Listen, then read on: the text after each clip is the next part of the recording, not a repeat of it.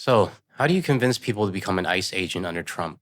Try offering them $50,000 signing bonus, student loan forgiveness, and a poster of Trump. Yes, seriously, a poster. But this isn't just some weird recruitment campaign. It's a warning sign. The Trump administration is pushing to hire 10,000 more ICE agents.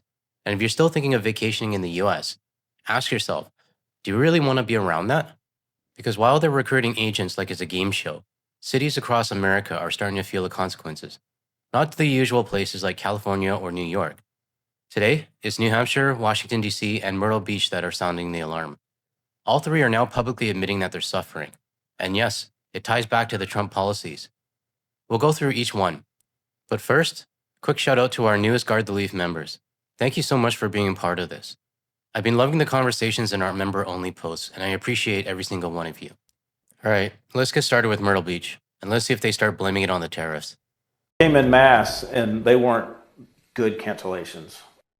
First at 11, as the peak summer season comes to an end, the Myrtle Beach Area Chamber of Commerce says vacationers from Canada were down about 35%. Thank you for joining us at 11. I'm Edward Moody. And I'm Trish Williford. It says cost concerns as well as the political atmosphere have driven away many visitors from across our northern border. New at 11, News 13's Adriana Lawrence spoke to local businesses who say they are feeling the decline. If you used to travel to Myrtle Beach or anywhere in the US, does the exchange rate stop you now? Probably not. Let's be clear, our dollar hasn't really changed that much. Compared to last year, the exchange rate is actually nearly the same. Actually, it's slightly better. So no, the exchange rate and cost isn't why Canadians are staying home. Now the political climate? That's a different story. And finally, at least they said it. But let's unpack what they meant by political. Because it's not just the tariffs or trade, it's the constant rhetoric coming from the president. And the 77 million who seem to think Canada is theirs for the taking. Like this guy right here. We're looking forward to having you as our 51st state. The Myrtle Beach Area Chamber of Commerce says Canada is Myrtle Beach's most important international market. Many come for weeks to enjoy a break from the cold, but businesses like RV parks say that's not the case so far this year. You know, we probably lost 85% of our Canadian business for the summer. The Myrtle Beach Travel Park and RV parks in general, drawing people from all walks of life. General Manager Travis Thompson says Canadians usually make up about 25% of their reservations during July, and most stay for 14 to 21 days. But in May... Did you hear what she just said? Most Canadians stay for 14 to 21 days when they visit. That's not a quick weekend trip. That's a proper vacation. And during those 2 to 3 weeks, Canadians don't just pay for the RV park spot. They spend money on restaurants, on bars, groceries, attractions, golf, events, all the things that Myrtle Beach depends on. This is the domino effect when Canadians stop coming. It's not just one business that feels it, it's spread across the whole area. But try explaining that to some of the mega crowd, like this person who showed up in our comments. You just can't reason with them. He says 85% of their Canadian reservations canceled, and it was an unsettling time. They came in mass, and they weren't good cancellations. He says there was a common theme behind why many Canadians said they had to cancel. The Canadian dollar, and you know, that has shifted tremendously with what's going on. I know their health insurance is different up there, and so that's had an effect on how long they can be out of the country. And to be honest, some were just scared, and I'm not sure what they were scared of in general. Oh man, are you serious? Does he really not know what we're scared of? Let me spell it out for him. We're scared of CBP and ICE, of being pulled over for no reason, of being treated like a criminal at the border, or just being watched because we have Canadian license plate. Don't forget the 77 million Trump voters who keep reminding us that the US doesn't need Canada, it doesn't want us, and doesn't respect us. That's what we're scared of. Not the heat, not your own excuse for the healthcare system, or any other bullshit that comes out of your mouth. After hearing this guy talk, I have zero sympathy for him. He clearly doesn't get it, and he's just repeating whatever his local media feeds him. So no, I'm not surprised that 85% of Canadians canceled, and I'm glad. And to be honest, I wouldn't be shocked if he actually voted for Donald. Let me know in the comments what you think of this guy's excuses. Peterson owns Nellie's Pizza and a Canadian himself, offering Canadian cuisine. Peterson says he typically sees more Canadian visitors during their March break and summer months, usually a couple times a week. But this year, he says the frequency has decreased for reasons similar to what Thompson heard. Of course, with the tariff talks, people's emotions got running wild. At the same time, though, in Canada, there's a lot of it's a record high food bank usage. Housing prices are through the roof, so people are. To begin with, there's a lot of underlying problems where people are, trying to get ahead and having a hard time doing that. Food bank usage? Housing prices? He's blaming everything except President Trump. And here's the kicker. This guy's Canadian. He holds a Canadian passport. But based on what he's saying, you'd never know it. I'm sorry, but if you have that little respect for the country that you're from, maybe you should just go ahead and become American. Because this isn't how Canadians talk about Canada. Not the ones who actually care about it. Let me know in the comments what you think of this so-called Canadian in Myrtle Beach. The Chamber of Commerce says although visitation is down, Visa credit card transactions show more than $11 million in spending between January and June of this year. Thompson says he's hopeful visitation will pick back up in the winter and fall. I really doubt it, Adriana. I don't think it's going to get any busier in the fall and winter. If I know my audience, this report probably made everyone even more pissed off. But honestly, we should not be surprised. Myrtle Beach is in South Carolina, a solid red state. So let's move on to the next report, this one out of New Hampshire.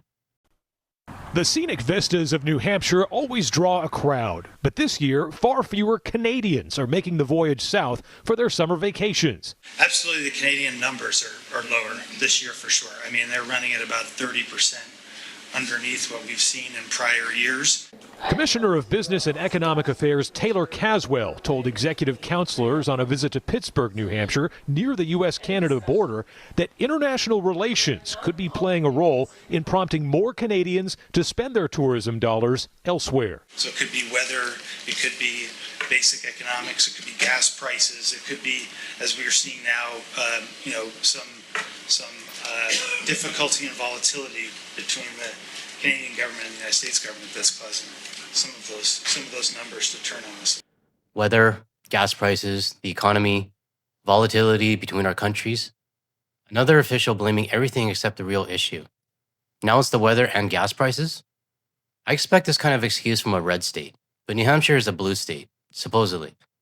And this just proves that whether red or blue, they're all reaching for excuses, anything to avoid blaming their own president.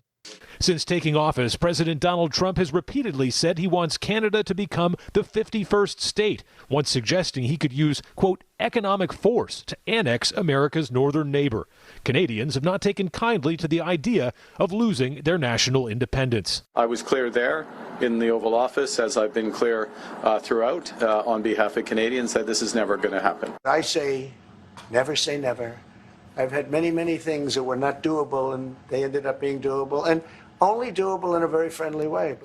Well, at least this news report finally brought up the 51st state rhetoric and annexation. I'll give them credit for that. It's a lot better than the tourist officials' excuse about gas prices and weather. At least someone's starting to talk about the real issue. Governor Kelly Ayotte will be looking to strengthen New Hampshire's economic ties to Canada during a planned trade delegation visit in September. So we're going to continue to focus on our relationships with Canada, which are quite important. We anticipate that will go a long way towards continuing to demonstrate to our Canadian partners that New Hampshire is still very much open for business. You can send whatever delegation you want, say whatever you want to our government, but that's not going to change the minds of how Canadian citizens feel. We've made up our minds already. And if you need a reminder, look at the last group of governors and senators that were sent. That didn't go very well. Maybe this time they're going for a hat trick, 3 failed visits in a row. Let's move on to the final report, this one out of Washington, D.C. That's a fantastic question. I've never been asked that question before. Every week, Trevor Como takes steps to put Washington, D.C.'s best foot forward. He put it in the chamber. Como is a tour guide for D.C. by foot, warmly welcoming visitors to the nation's capital. For his tour of Capitol Hill, nearly 2/3 of his guests typically come from abroad. I'm here for some meetings or no. This group includes families from Mexico and Brazil. I think it's a beautiful place, a lot of history that we are learning. I felt very warm welcome. People with us was very friendly. But lately, Como has heard a more common refrain. The U.S. isn't exactly laying out the welcome mat. I don't want to come here. I'm afraid. And I don't love that because they shouldn't be, not in D.C.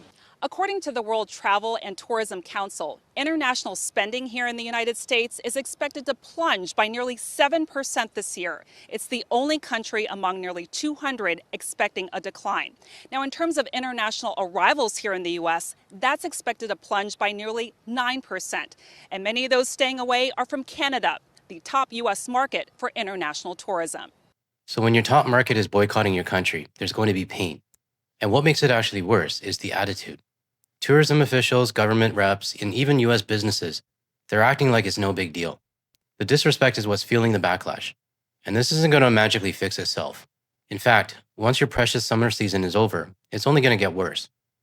Back in March, then Canadian Prime Minister Justin Trudeau publicly dissuaded Canadians from visiting the U.S. after Trump threatened 25% tariffs on Canadian imports. We're going to choose to not go on vacation in Florida or Old Orchard Beach or wherever. Sweeping U.S. tariffs around the world, tough talk on immigration and mass deportations, and stricter visa requirements, including a $250 fee for some, have many foreign visitors simply staying away. We're anticipating and looking forward to key journalists coming into the city, coming into the United States, sharing the experience of going through customs and the ease of going through customs, because there's a lot of concern about travel to the U.S. Elliot Ferguson is president and CEO of Destination DC, the main marketing organization for Washington, where 8% of visitors are tied to the international market. It's a tougher sell nowadays that has the nonprofit slightly pivoting. The good news is that there are other markets that are showing some progress in terms of interest in coming to the United States, such as Mexico, Central America, Brazil, and of course Europe. Really? That's not what I've been hearing. Europe, just like Canada, is fed up with the US as well, and the numbers show it. To my European viewers, what do you think about this idea that Europe still wants to travel to the US? What's your local media saying compared to what this guy is claiming? Let us know in the comments, because I know a lot of people would love to hear from your perspective. We know that the global community every single day is watching the news, and it's tied to Washington, D.C. Our goal is to showcase other components of our city that are not necessarily tied to the federal experience. Nightlife, museums, monuments, memorials, theater, the food scene, how walkable Washington is, how green it is. We've already talked a little bit about the Capitol Dome itself. And for that, the nation's capital will rely on Cuomo's friendly face on the front lines. If you put aside the politics of it all, you're coming to a culturally rich city that's worth your time, and you shouldn't be afraid because we're going to welcome you in. That's why we have war represented and peace. We always have peace times in this country as well. Even amid a global climate that's not always picture perfect. This is the iconic photo. Everybody wants this photo. 3, 2, 1. Frances Coe, CGTN, Washington. I included the January 6th photos for a reason, because that day shows exactly what Washington, D.C. has become. Not just the riot, but what it represents right now. A city tied to a fascist government, led by a man who told his followers to rise up for him. If I had to visit the U.S., Washington, D.C. would be the last place I'd go. I wouldn't want to be anywhere near Trump or the government that still protects him. So what's the takeaway from these 3 reports I just showed you? The first one, business and tourism officials are still blaming everything else, weather, gas, Canadian housing, and even food stamps, instead of looking at their own president. Second, we got 2 more cities admitting that they're hurting, Myrtle Beach and Washington, D.C. We already knew New Hampshire was in trouble. And third, U.S. businesses don't care about Canada or international visitors. All they care about is the money. If they actually cared about us, they'd stop making excuses and start asking why we're all staying away. The real reason, not gas prices and food stamps. I'll be honest, every time I cover one of these type of stories, I lose a bit more faith in the U.S. tourism officials and U.S. businesses. I always try to stay neutral, to give a Canadian's perspective based on facts. But the more I dig into this, the more I find, and the more frustrated I get. Let me know what you think in the comments. Are you seeing things the way I am? Do you feel the same way? If this video helps shed some light, hit the like and subscribe button. It helps to spread the message and share it with your friends who need to hear it. And if you're still here and you want to see more videos, check out the other videos showing up on your screen now. Thanks for watching, and I'll see you in the next one.